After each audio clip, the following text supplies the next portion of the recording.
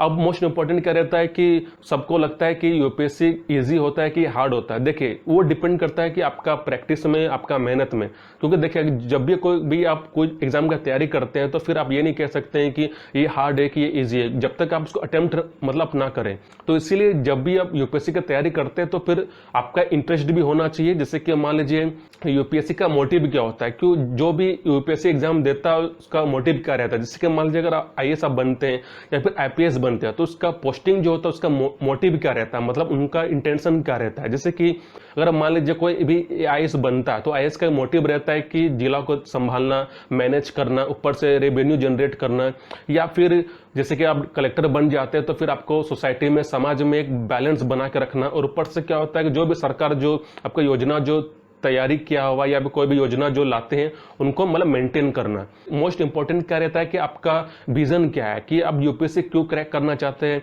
आप आईएएस क्यों बनना चाहते हैं, या फिर आप आईपीएस के फील्ड में आप क्यों जाना चाहते हैं। मोस्ट ऑफ दी टाइम क्या होता है, जैसे कि मान लीजिए बहुत लोग यूपीएससी के एग्जाम इसलिए देना चाहते हैं क्योंकि उन लोगों को लगता है कि उसमें एक रेस्पेक्ट है, उसमें एक प्रेस्टीज है, ऊपर से उसमें सैलरी अच्छा है, ऊपर से बहुत सारा फैसिलिटी मतलब सरकार के द्वारा मतलब दिया जाता है। जैसे कि आपको गाड़ी मिल जाएगा, आपको सिक्योरिटी मिल जाएगा, आपको रहने का घर मिल जाएगा, ऊपर से बहुत कुछ लग्जरी भी और भी कुछ रहता है जो आपको मिल जाएगा। लेकिन अगर मान लीजिए ये सब पाने के लिए अगर आप आईएएस बनना चाहते हैं या फिर ये सब पाने के लिए अगर यूपीएससी क्रैक करना चाहते हैं तो फिर आप लंबा पीरियड तक आप जा नहीं पाएंगे। क्योंकि अगर मान लीजिए अगर इस इंटेंशन से अगर आप आते हैं पैकेज लेने के लिए या सुविधा लेने के लिए या फिर एक रेस्पेक्ट लेने के लिए, तो फिर आप समय तक आप टिक नहीं पाएंगे। क्योंकि इसमें क्या होता है कि जब आप ग्राउंड लेवल में जब उतरेंगे तो फिर आपको बहुत सारा जिम्मेदारी दिया जाएगा, बहुत सारा रिस्पॉन्सिबिलिटी, ऊपर से आपको रूल्स एंड रेगुलेशंस भी आपको मेंटेन करना पड़ेगा। अगर मान लीजिए कोई भी सरकार के मतलब थ्रू कुछ भी अगर कुछ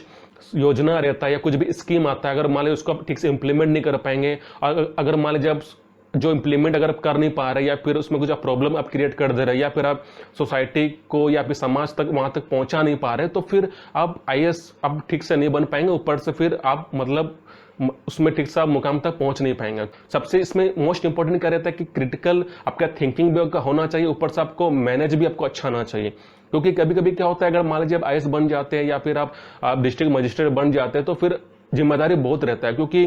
कभी कभी क्या होता है कुछ ओकेजन रहता है या कुछ फेस्टिवल होता है, तो उस फेस्टिवल में फिर आपको मैनेज भी करना पड़ेगा कि आपको रूट भी देखना पड़ेगा कि जनता किस तरह रिएक्ट करता है, या फिर आपको ये भी देखना पड़ेगा मैनेजमेंट। कभी कभी क्या होता है कि फेस्टिवल में या कुछ ओकेजन में आपका कभी कभी हड़ताल हो जाता है या कभी कभी आपका झगड़ा या मारपीट हो जाता है, तो फिर आप उसको कैसे बैलेंस करते हैं, तो आपको आप कैसे मॉनिटर करते हैं अपना डिस्ट्रिक्ट को, आप कैसे संभालते हैं और कैसे आप सुरक्षा मतलब आप समाज को या फिर आप सिटीजन को आप दे सकते हैं। तो इसलिए आपका आईएएस का और एक आईपीएस का काम होता है। अगर मान लीजिए अगर ये काम आप ठीक से आप नहीं कर पाएंगे तो फिर आप यूपीएससी का एग्जाम दे के भी कोई फायदा नहीं, क्योंकि इसका जिम्मेदारी भी बहुत रहता है, ऊपर से सिक्योरिटी भी और रिस्क भी रहता है। अगर मान लीजिए अगर आप रिस्क लेने के लिए आप तैयार है तो ही आप आईएएस का एग्जाम दीजिए या फिर आईपीएस का एग्जाम दीजिए। तो आपका मोटिव ये होना चाहिए कि आपको समाज को अच्छा मैसेज देना, ऊपर से रूल्स रेस्पॉन्सिबिलिटीज जो रहता है आपको अच्छा से इंप्लीमेंट करना है, ऊपर से डिस्ट्रिक्ट को भी मैनेज करना है और ग्रोथ भी करना है, डेवलपमेंट भी करना है। जैसे कि मान लीजिए कभी कभी कुछ इश्यूज आ जाता है, जैसे कि आपका कुछ साल पहले आपका कोरोना का जो आपका जो प्रॉब्लम आ गया, तो फिर आपको उसको कैसे मेंटेन करते हैं और कैसे आप अपना डिस्ट्रिक्ट में बैलेंस करते हैं और कितना आप शांतिपूर्वक पीस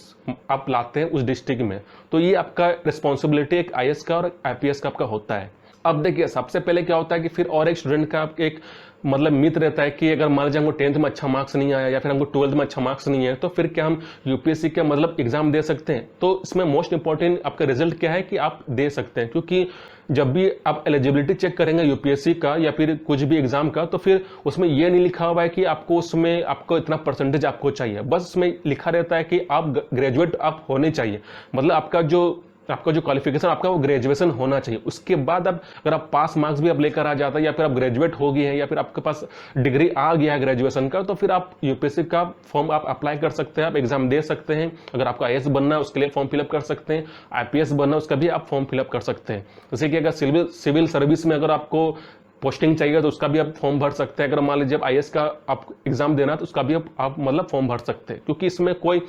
मतलब कि कोई ऐसा नहीं है कि आपको 60% आपको ग्रेजुएशन में चाहिए या फिर आपको मतलब मैट्रिक में आपको 90 अबव चाहिए, ऐसा कुछ नहीं होता है। क्योंकि इसमें एलिजिबिलिटी ही आपका होता है कि ग्रेजुएशन आपका कंप्लीट होना चाहिए, उसके बाद आप एग्जाम दीजिए, उसको टेंशन नहीं है। अब क्या होता है कि इसमें सब्जेक्ट जो रहता है, अगर मान लीजिए सब्जेक्ट का बेसिक कॉन्सेप्ट क्लियर होना चाहिए। जैसे कि मान लीजिए कभी कभी क्या होता है, जैसे कि मान लो ग्रेजुएशन किए हैं, अगर मान लीजिए कॉमर्स के बैकग्राउंड से आप ग्रेजुएशन किए हैं या फिर साइंस के बैकग्राउंड से आप ग्रेजुएशन किए हैं, लेकिन जो यूपीएससी के जो कंपलसरी सब्जेक्ट आपका रहता है हिस्ट्री, आपका पॉलिटिकल साइंस, ऊपर से आपका जियोग्राफी है, तो उसमें क्या रहता है कि अगर मान लीजिए आपका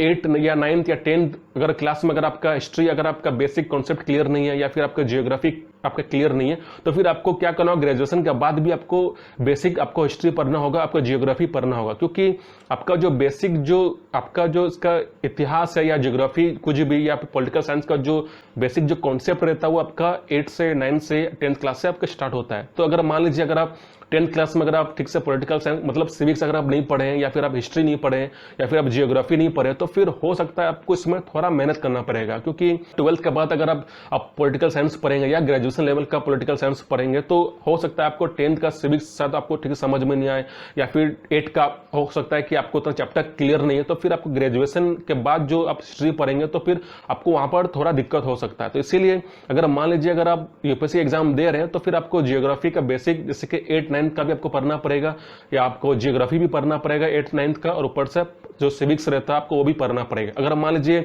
यूपीएससी आप एक एग्जाम देना चाहते हैं तो फिर आपका बेसिक आपका 8th-9th क्लास का आपको मतलब पढ़ना होगा। इसमें क्या होता है कि देखिए अटेम्प्ट भी होता है, जैसे कि मान लीजिए अगर आपका बेसिक क्लास आपका कंप्लीट है, आप 8 भी 9th भी 10th या 11th 12th भी अगर आप कंप्लीट है, तो अब हो सकता है कि आप फर्स्ट अटेम्प्ट में आप मतलब क्लियर कर सकते हैं। लेकिन कभी कभी क्या होता है कि यूपीएससी में अटेम्प्ट करने के बाद भी क्या होता है कि आप फर्स्ट अटेम्प्ट में हो सकता है कि आप क्लियर ना कर पाए, या फिर आप दूसरा अटेम्प्ट भी आप क्लियर नहीं कर पाए, क्योंकि वो डिपेंड करता है कि आपका माइंड में मतलब आपको कितना पता है, आपके पास कितना नॉलेज है, आपके पास कितना अंडरस्टैंडिंग है, उसके हिसाब से फिर आप यूपीएससी का एग्जाम देते हैं। अब इसमें भी और भी बहुत एडिशन होता है, जैसे कि मान लीजिए आपका प्रेजेंटेशन, अगर मान लीजिए कभी कभी क्या होता है कि जिसका प्रेजेंटेशन अगर पेपर में अच्छा रहेगा, मान लीजिए कभी कभी ऐसा भी दिखाया गया है कि अगर मान लीजिए आपको कुछ पता नहीं या कुछ पता है लेकिन कुछ नहीं पता है, अगर मान लीजिए प्रेजेंटेशन आपको अच्छा रहेगा या फिर अगर आप अच्छा से लिखते हैं, आपका हैंडराइटिंग आपका अच्छा है, तो फिर इसका इंप्रेशन से भी क्या होता है कि आप मतलब क्लियर आपको कुछ मार्क्स आपका आ जाएगा। लेकिन अब ऐसा नहीं है कि अगर मान लीजिए आप कॉन्सेप्ट आपको नहीं पता लेकिन आप प्रेजेंटेशन अब अच्छा से आप लिख रहे हैं, या फिर जो उसका जो व्यू है आप अच्छा से आप प्रेजेंट कर दे रहे हैं ताकि एग्जामिनर को लगे कि आप अच्छा से अब लिखे हैं, तो वैसा नहीं। कभी कभी क्या होता है कि किसी का हैंडराइटिंग से भी किसी को एक्स्ट्रा मार्क्स मिल जाता है, या फिर जिस तरह वो इंप्रेशन जैसे पेपर में देता है उसके हिसाब से भी उसको एक एक्स्ट्रा मार्क्स मतलब मिल जाता है। लेकिन इसका जो मोटिव क्या रहता है कि आपको पता होना चाहिए कॉन्सेप्ट भी, और जितना अच्छा आप सब लिखेंगे, जितना अच्छा सा प्रेजेंट करेंगे अपना पेपर को, ताकि वो टीचर जो चेक करेंगे तो हो सकता है कि आपको एक्स्ट्रा मार्क्स मिल जाए या फिर वो इंप्रेस हो जाए आपका लिखावट से। तो इसलिए यह भी आपका मतलब डिपेंड करता है कि आपका पेपर आप किस तरह लिखते हैं। जैसे कि मान लीजिए अगर आपको पेपर जब यूपीएससी का पेपर आप लिख रहे हैं, जब आप अटेम्प्ट कर रहे हैं, अगर मान लीजिए आपको आंसर पता हो, लेकिन अगर मान लीजिए आपका हैंडराइटिंग ठीक नहीं, या फिर जैसे कि मान लीजिए पेपर आप अटेम्प्ट कर रहे हैं, आप लिख रहे हैं, लेकिन हो सकता है कि जो टीचर जो आपका पेपर जो चेक करेंगे हो सकता है कि उनको समझ में ना आए। जैसे कि आप जो लिखे वो तो ठीक है, लेकिन अगर मान लीजिए उसको समझने में दिक्कत हो जाएगा तो फिर हो सकता है कि उसमें आपको उतना मार्क्स शायद जितना आपको मिलना चाहिए उसके हिसाब से आपको नहीं मिलेगा। तो इसीलिए आपको ये भी आपको देखना पड़ेगा। तो चलिए आज का सेशन आपको बता दिया कि आप कैसे यूपीएससी क्लियर कर सकते हैं, एलिजिबिलिटी क्या है, और जो मिथ है कि अगर 10th में आपको अच्छा मार्क्स ना मिला हो या 12th में आपको ना मिला हो तो आपको ऐसा कुछ प्रॉब्लम नहीं है। अगर आप पास हो गए, आपके पास ग्रेजुएट का डिग्री है, तो फिर आप यूपीएससी आप एग्जाम दे सकते हैं। और ऊपर से अगर आपको आईएएस बनने का आपके पास वो उद्देश्य है, अगर आप आईएएस बनना चाहते हैं, आपके पास इंटरेस्ट है, अगर आप रिस्पॉन्सिबिलिटी रूल्स और ऊपर से अगर आप समाज को एक अच्छा मैसेज देना चाहते हैं, तो फिर आप आईएएस का आईपीएस का मतलब एग्जाम आप दे सकते हैं।